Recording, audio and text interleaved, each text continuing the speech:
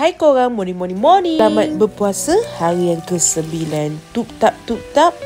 Dah 9 hari kita puasa kan tak rasa. Puasa kali ni kami rasa sangat berbeza. Ialah bila kita menceburi satu bidang baru dalam bisnes ni. Papa buka bazar, tim-tim kita pun buka bazar, buka kedai offline. Mama pula buat benda baru. Eyeliner ni kan mula-mula memang tak fokus. Tapi lepas tu bila ramai sangat orang nak, Mama rasa I have to do something. Manalah tahu kan ada punca rezeki dekat sini, insyaAllah. Yang penting Mama happy dapat bantu korang dapatkan eyeliner yang Mama pakai ni. Best kan? Ramai sangat yang bagi feedback Mama punya eyeliner ni sangat bagus. Mama boleh cakap 99.9%. Tapi kan semalam seorang ni tiba-tiba dia bagi 1 star. Dia cakap pakai langsung tak berkesan. Mama tak pernah dapat feedback macam ni. Memang Mama pakai kan memang sangat okey. Mama pun buat live hari-hari dan korang pun nampak sendiri live kan. Tapi tak apalah, itulah adat berniaga. Tak semua orang suka. Anyway, daging masak merah Mama pun siap.